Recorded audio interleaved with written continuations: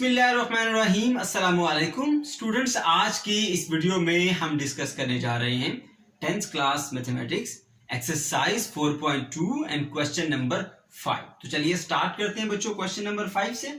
ये रहा हमारे पास question, resolve it into partial fraction. का मतलब ये होता है बच्चों कि हमें इस बड़ी फ्रैक्शन को इसके पार्ट्स के अंदर स्प्लिट करना है सिंपली। ओके, तो जब भी ऐसे क्वेश्चन को सॉल्व करते हैं सबसे पहले आप ये देखते हैं कि क्या ये प्रॉपर फ्रैक्शन है या इम्प्रॉपर फ्रैक्शन है। वो कैसे चेक किया जाता है? ऊपर हाईएस्ट पावर और नीचे हाईएस्ट पावर चेक करते हैं। ठीक है, अब ऊपर हाईएस्ट पावर क्या है? x की 1 है। नीचे पावर फाइंड करने के लिए क्या करेंगे? रफ वर्क में इन दोनों को मल्टीप्लाई कर लें यहाँ पर, तो आपको पता चलेगा कि x की डिग्री मैक्सिमम यहाँ पर 3 आ रही है। ठीक है, तो ऊपर डिग्री 1 है, नीचे डिग्री 3 है, तो ऊपर डिग्री जब छोटी होगी नीचे डिग्री बड़ी होगी तो ये प्रॉपर फ्रैक्शन कहलाएगी। ओके, तो ये तो हमने चेक कर लिया। अगर ये प्रॉपर ना होती तो पहले हम डिवाइड करके इसको प्रॉपर बनाते। राइट, अब सेकंड स्टेप पे क्या करते हैं? आप इसके डिनोमिनेटर को चेक करते हैं और ये देखते हैं कि हम इस पे कौन सा फार्मूला लगाएंगे। हमारे पास टोटल 4 एक्सरसाइजेस हैं और रिजॉल्व इनटू पार्शियल फ्रैक्शन के टोटल 4 ही केसेस हैं। हर एक केस पे अलग अलग एक्सरसाइज है। ठीक है, तो सबसे पहला केस क्या था? हमारे पास डिनोमिनेटर लीनियर होता है और नॉन रिपीटेड। ठीक है, सेकंड केस क्या था? डिनोमिनेटर लीनियर होता है और रिपीटेड होता है। अब जरा वेरीफाई कर लेते हैं इसको। यहां पर देखो बच्चों, इस ब्रैकेट के अंदर x की हाईएस्ट पावर क्या है? 1। ठीक है, तो ये क्या है? लीनियर। इस ब्रैकेट में x की हाईएस्ट पावर क्या है? 1, तो ये भी क्या है? लीनियर। अब ये चेक कर लेते हैं कि क्या ये लीनियर रिपीट हो रहा है या रिपीट नहीं हो रहा। तो जब भी आपको होल पावर नजर आ जाए, होल पावर 2 आ जाए, होल पावर 3 आ जाए, होल पावर 4 आ जाए, तो इसका मतलब होता है कि ये ब्रैकेट अपने आप को रिपीट कर रही है इतने टाइम। ठीक है, तो 2 टाइम ये ब्रैकेट रिपीट करी। जैसे मैंने पहले भी एग्जांपल दी थी, फिर से बता देता हूं कि a का स्क्वायर का मतलब होता है a मल्टीप्लाई बाय a, मतलब कि a अपने आप को रिपीट कर रहा है। इसी तरह x प्लस 1 होल स्क्वायर का मतलब है x plus 1 into x plus 1, यानी ये ब्रैकेट अपने आप को रिपीट कर रही है। तो बच्चों ये लीनियर है और खुद को रिपीट कर रहा है, तो हमारे पास जो सेकंड केस होता है 4.2 एक्सरसाइज, वो होता है लीनियर एंड रिपीटेड। ठीक है बच्चों, तो आपने आइडेंटिफाई कर लिया इस केस को कि ये लीनियर और रिपीटेड है। हम कैसे इसको सॉल्व करते हैं? ये 4.2 एक्सरसाइज का क्वेश्चन है। ओके, ऐसे लिखेंगे question, 7x plus 4 divided by 3x plus 2 into x plus 1 whole square. यहां इक्वल लगा के बच्चों सबसे पहले आप लिखेंगे a और a के नीचे क्या लिखेंगे? जिस ब्रैकेट का स्क्वायर है, यानी जो लीनियर रिपीट हो रहा है, उसको आप यहां पर लिखेंगे x प्लस 1 और उसकी पावर आप 1 से स्टार्ट करेंगे या लिखेंगे पावर 1। ठीक है, उसके बाद फिर आप लिखेंगे b। ठीक है, और उसकी पावर 1 बढ़ा देंगे x प्लस 1 की पावर, मैं यहां पर क्लियरली 1 लिख देता हूं, 1 की पावर 2। ठीक है बच्चों, अब हमने इसकी पावर 1 और बढ़ा दी। कब तक बढ़ाते जाना? जब तक पावर इसके बराबर नहीं हो जाती। ये पावर कितनी है? 2। तो पहले स्टेप में पावर 1 रखी, अगले स्टेप में पावर 2 रखती है। अगर यहां पर 3 होता तो नेक्स्ट स्टेप में हम c divided by x plus 1 की पावर 3 कर देते। ठीक है, तो 2 तक ये पूरा हो गया। उसके बाद ये हमारे पास एक लीनियर बचा हुआ है, इसको हम c के नीचे रख देंगे। c डिवाइडेड बाय क्या है? ये 3x प्लस 1, 3x प्लस का 2। ठीक है, इसको बोल दीजिए इक्वेशन नंबर 1। बच्चों ये आ गई है हमारी इक्वेशन नंबर 1। ओके, तो इन क्वेश्चंस के अंदर जब भी आप फार्मूला अप्लाई कर देते हैं, फार्मूला अप्लाई करने के बाद तमाम क्वेश्चन में ये स्टेप एक जैसा है। आपने क्वेश्चन के डिनोमिनेटर को पूरी इक्वेशन से मल्टीप्लाई कर देना होता है। ठीक है, यहां पर डिनोमिनेटर क्या है? 3x plus 2 into x plus 1 whole square. तो चलिए करते हैं मल्टीप्लाई बच्चों। 3x plus 2 into x plus 1 whole square multiply by 7x plus 4 divided by, इसके नीचे क्या लिखा हुआ था? 3x plus 2 into x plus 1 whole square. ठीक है, इक्वल आ गया यहां पर। अब इससे भी मल्टीप्लाई करेंगे हम, यहां पर ये आ गया हमारे पास a इंटू क्या आएगा? 3x plus 2 into x plus 1 whole square and divided by x plus 1। अब b से मल्टीप्लाई करिए, b into 3x plus 2 into x plus 1 whole square and divided by क्या होगा x प्लस 1 होल स्केयर। इसी तरह अब हम c से मल्टीप्लाई करेंगे, c into 3x plus 2 into x plus 1 whole square and divided by क्या होगा 3x प्लस 2, 3x प्लस का 2 आ गया। अब बच्चों क्या करेंगे, आप इसको सिंप्लीफाई करेंगे। देखिए ये पूरी की पूरी ब्रैकेट इससे मिलती जुलती है, कैंसिल हो गई। ये पूरी ब्रैकेट इससे मिलती जुलती है तो कैंसिल हो गई। इसी तरह से यहाँ पर देखिए ऊपर x प्लस 1 वाली ब्रैकेट का स्क्वायर है और नीचे x प्लस 1 वाली ब्रैकेट है। ये ऐसा ही है जैसे a का स्क्वायर ऊपर हो और a नीचे, तो क्या आंसर आएगा, a आएगा। यानी सिंपली ये इसकी पावर खत्म कर देगा, ठीक है। इसी तरह से यहाँ पर x प्लस 1 वाली ब्रैकेट इसके स्क्वायर को खत्म कर देगी। ओके, अब ये पूरी की पूरी ब्रैकेट इसके साथ एक जैसी है, कट गई। यहाँ x plus 3x plus 2 3x plus 2 से कैंसिल हो गया। यहाँ पर क्या बचेगा आपके पास, 7x plus 4 is equal to a into 3x plus 2 into x plus 1, क्योंकि ये इसके स्क्वायर से खत्म हो गया था। अब यहां पर क्या बचेगा, b into 3x plus 2 plus यहां पर क्या बचेगा, c into x plus 1 whole square. ठीक है बच्चों, ओके, यहां तक हमने काम कर लिया। अब हमने क्या करना है, हमें बेसिकली करना ये होता है कि a, b और c इन तीनों की वैल्यू हमें मालूम करनी होती है। जब वो हमें वैल्यू मालूम हो जाती है वो हम इसी इक्वेशन नंबर 1 में पुट कर देते हैं और वही हमारा आंसर होती है। अब हम a, b, c की वैल्यू कैसे निकालेंगे, इनके नीचे लिखे हुए लीनियर्स को लेंगे, 0 के इक्वल रखेंगे, x की वैल्यू निकाल के इक्वेशन नंबर 2 में पुट करेंगे। ये रही हमारी इक्वेशन नंबर 2। ठीक है, मैं यहां पर इसके साथ स्टार बना देता हूं। ठीक है, तो ये है हमारी इक्वेशन नंबर 2। अब हम क्या करेंगे, सबसे पहले x प्लस 1 लीनियर लेते हैं, x प्लस 1 इसको इक्वल रखते हैं 0 के, तो यहां पर हमें x की क्या वैल्यू मिलेगी, x इज इक्वल टू -1। ठीक है, तो आप ये वैल्यू पुट कर दीजिए, put this value in equation 2। Equation 2 में ये वैल्यू पुट करेंगे। देखिए क्या पुट करनी value, -1, 7 into -1 plus 4 is equal to a 3 multiply by क्या है वैल्यू इसकी, x की -1, तो मैं यहां पर -1 लिखता हूं, तो यहां पर इसको फिर मिडिल ब्रैकेट कर देते हैं। ठीक है, और प्लस का 2 ये मिडिल ब्रैकेट। इसी तरह से यहां पर x की वैल्यू क्या होगी, -1 और प्लस का 1 plus b into 3 multiply bye minus का, इसको मिडिल ब्रैकेट कर दे, माइनस का 1 प्लस 2, ठीक, प्लस c इंटू एक्स की वैल्यू -1 और ये +1 होल का स्क्वायर। अब बच्चों देखिए बहुत ही आसान, यहां पर देखिए -1 और +1 क्या होता है, 0। 0 को इससे मल्टीप्लाई करेंगे, पूरी ब्रैकेट 0, उसको a से मल्टीप्लाई करेंगे, ये नहीं पूरे का पूरा ये क्या हो जाएगा 0, क्योंकि ये सब आपस में मल्टीप्लाई हो रहे हैं। तो एक भी इनमें 0 हो गया तो पूरे का पूरा टर्म क्या हो जाएगा बच्चों, आपके पास 0 हो जाएगा। इसी तरह से अगर हम यहां पर देखें तो 3 इंटू -1 -3 बनता है, -3 और प्लस का 2 क्या बन जाएगा, -1, -3 प्लस का 2 -1, -1 को b से मल्टीप्लाई कीजिए, क्या मिलेगा आपको, -b मिलेगा। ठीक है बच्चों, अब ये -1 और +1 क्या होता है 0, तो 0 को c से मल्टीप्लाई करें, पूरे का पूरा क्या हो जाएगा 0 +0। इस तरह से आपको क्या वैल्यू मिलेगी, ये -7 ये प्लस का 4, तो -7 + 4 क्या हो जाएगा बच्चों, आपके पास आंसर मिलेगा -3 इज इक्वल टू माइनस का b, माइनस माइनस से कट गया तो आपको b की वैल्यू मिल गई जो कि इक्वल है 3 के। ओके, अब b की वैल्यू आपको मिल गई। अब हम बाकियों की वैल्यू फाइंड करते हैं। यहां हमें एक और लीनियर नजर आ रहा है 3x + 2। अब हम इसको इक्वल टू 0 रखेंगे, 3x + 2 इज इक्वल टू 0।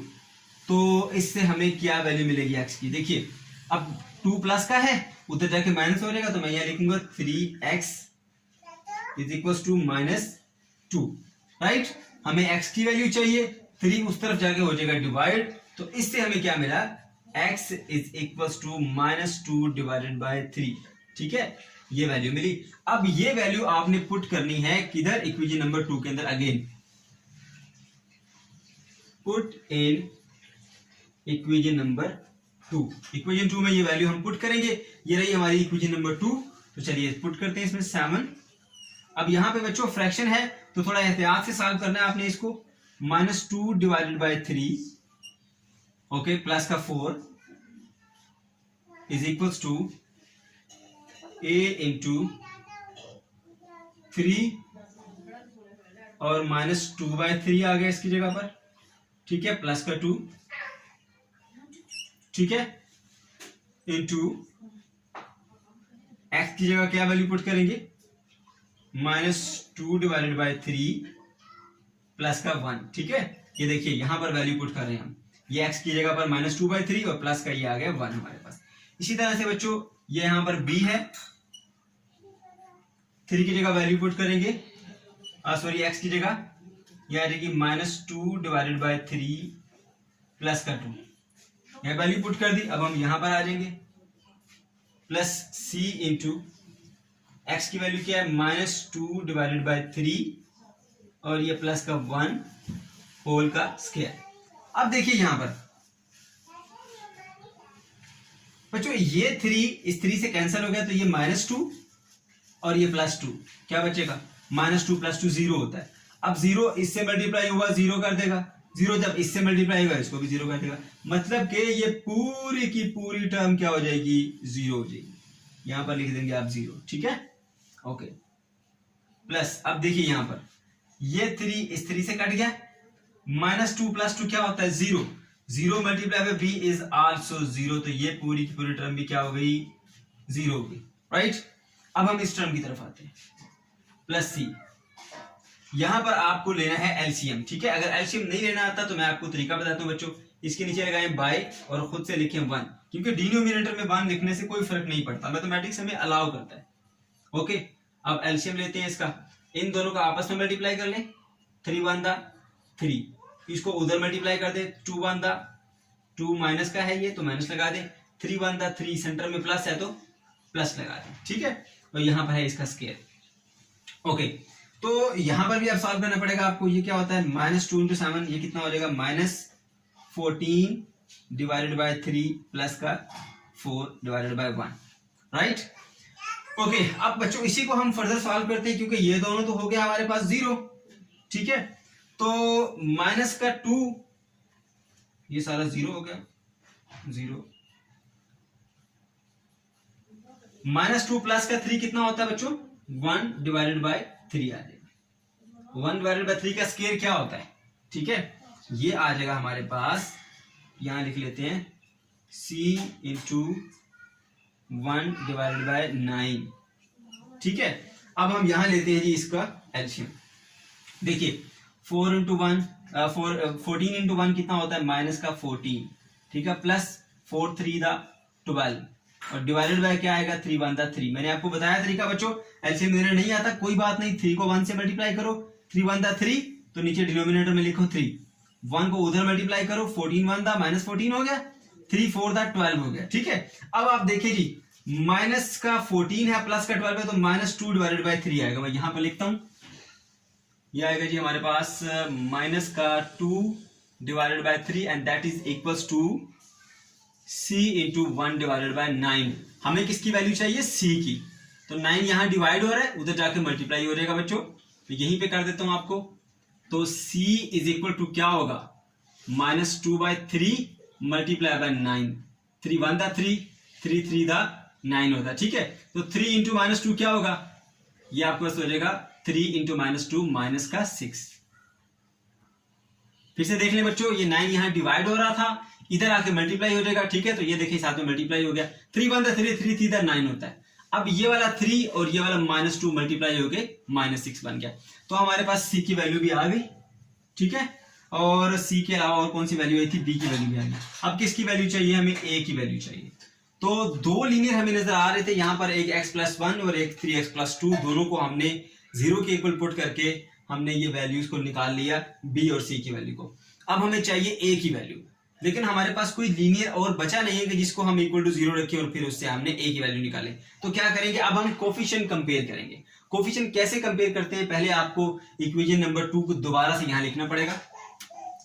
क्या है जी हमारे पास इक्वेशन नंबर 2, ये आ जाए 7x प्लस 4,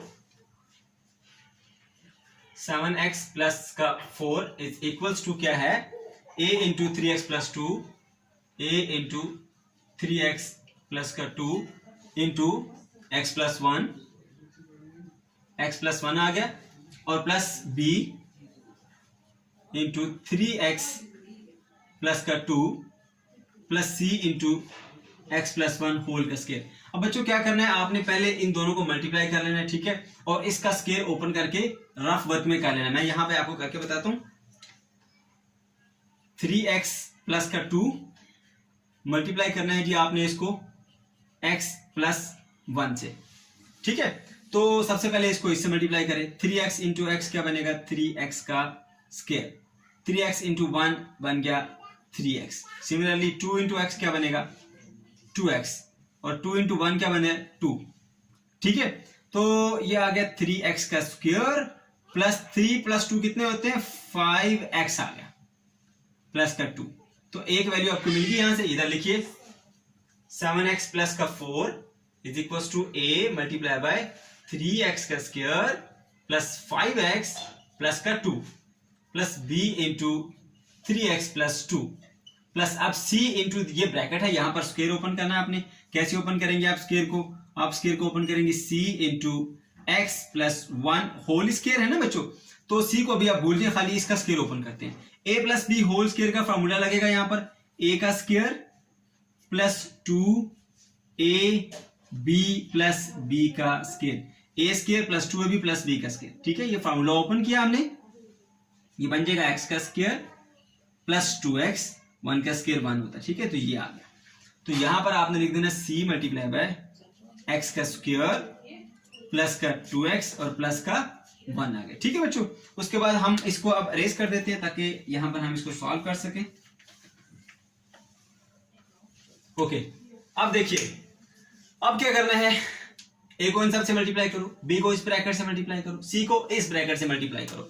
अभी करते हैं मल्टीप्लाई 7x प्लस 4। बच्चों ये कुछ स्टेप्स हैं जो कि कोफिशिएंट कंपेयर करने के लिए जरूरी होते हैं। a इंटू 3 बन जाएगा 3ax का स्क्वायर प्लस 5 को इससे मल्टीप्लाई करो तो 5ax प्लस 2a, सबसे मल्टीप्लाई किया a को, अब b को मल्टीप्लाई करो, b इंटू 3 क्या बनेगा 3bx। इसी तरह से b को 2 से मल्टीप्लाई करो तो बन जाता है 2b प्लस cx का square plus 2cx plus 2 c, ये आ गया आपके पास। अब देखो बच्चों, ये वाली जो टर्म्स हैं, ये एक आपको x का स्क्वायर वाली ये मिल रही है, एक x स्क्वायर की ये है, कुछ x वाली ये मिक्स पड़ी हुई है। आपको इनको अरेंज करके लिखना है। सबसे पहले आप लिखेंगे x के स्क्वायर वाले टर्म्स, ax का स्क्वायर। ये स्टेप इसलिए करेंगे ताकि आपसे पेपर में गलती ना हो, आप तरतीब से लिख के रखेंगे आपको तो फिर गलती के चांस कम हो जाएगा।